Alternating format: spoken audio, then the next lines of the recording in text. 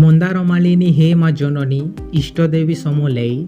ଆଉ କିଛି ଦିନ ପରେ ଆସୁଅଛି ତୁମ ପର୍ବ ନୂଆଖାଇ। ଆରମ୍ଭ କରୁଛି ତୁମରି ବର୍ଣ୍ଣନା ତୁମରି ନାମକୁ ଧରି।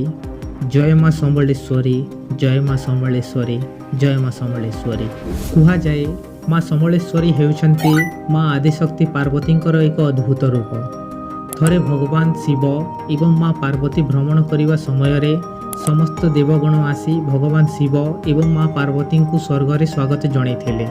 ସେହି ସମୟରେ ଦେବରାଜ ଇନ୍ଦ୍ରଙ୍କ ପତ୍ନୀ ଗୋଟିଏ ପାରିଜାତ ପୁଷ୍ପ ଆଣି ମାତା ପାର୍ବତୀଙ୍କ ମୁଣ୍ଡରେ ଲଗାଇଥିଲେ। କିଛି ସମୟ ଗଲା ପରେ ଯେତେବେଳେ ସେମାନେ ଭ୍ରମଣ କରି ଫେରୁଥିଲେ, ସେହି ସମୟରେ ଭଗବାନ ଶିବ ମାତା ପାର୍ବତୀଙ୍କର ସେହି ମୁଣ୍ଡରେ ଲାଗିଥିବା ପୁଷ୍ପକୁ ଦେଖି କ୍ରୋଧିତ ହେଲେ ଏବଂ ନିଜ ମୁଣ୍ଡରୁ ଗୋଟିଏ ଜଟା ଛିଣ୍ଡେଇ ଫିଙ୍ଗିଦେଲେ। ତାପରେ ସେହି ଜଟା 8ଟି ଅଲଗା ଅଲଗା ଜାଗାରେ ପଡ଼ିଥିଲା ଏବଂ ସେହି 8ଟି ଜାଗାରେ 8 ଅଲଗା ଅଲଗା ଶିବଲିଙ୍ଗ ଉତ୍ପନ୍ନ ହେଲା, ଯାହା ଆଜି ଅଷ୍ଟଲିଙ୍ଗ ନାମରେ ପରିଚିତ।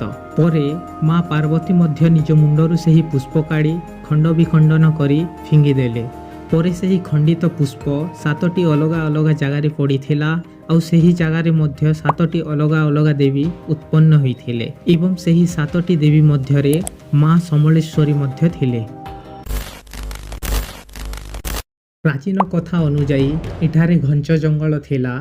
ଥରେ ଏଠାକାର ଜଣେ ସ୍ଥାନୀୟ ରାଜା ବଳରାମ ଦେବ ଶିକାର କରିବା ପାଇଁ ଆସିଥାନ୍ତି। ପରେ ସେ ଶିକାର କରିବା ସମୟରେ ଜଙ୍ଗଲ ଭିତରେ ଗୋଟିଏ ଗୁମ୍ଫାରେ ଯେତେବେଳେ ପ୍ରବେଶ କରିଲେ, ତାଙ୍କୁ କିଛି ଅଦ୍ଭୁତ ଏବଂ ତେଜସ୍ୱୀ ଶକ୍ତିର ଅନୁଭୂତି ହେଲା।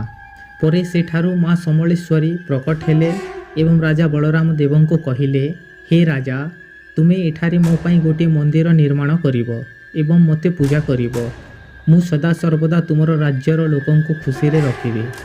ରାଜା ବଳରାମ ଦେବ କହିଲେ, ହେ ମା, ମୁଁ ମନ୍ଦିର ତ ନିର୍ମାଣ କରିଦେବି, ହେଲେ ମୁଁ ତୁମର ପୂଜାବିଧି ବିଷୟରେ କିଛି ଜାଣିନି। ତୁମେ ମୋତେ ନିଜର ପୂଜାର୍ଚ୍ଚନା ବିଷୟରେ କହିଦିଅନ୍ତୁ।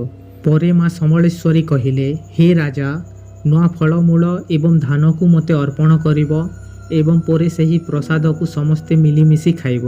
ପରେ ରାଜା ବଳରାମ ଦେବ ନୂଆ ଧାନର ସନ୍ଧାନ କରି ମାଙ୍କର ପୂଜାର୍ଚ୍ଚନା କଲେ। ପରେ ସେହି ଦିନଠାରୁ ମାଙ୍କର କଥା ଅନୁଯାୟୀ ଆରମ୍ଭ ହୋଇଥିଲା ପଶ୍ଚିମ ଓଡ଼ିଶାର ସବୁଠାରୁ ବଡ଼ ପର୍ବ ନୂଆଖାଇ।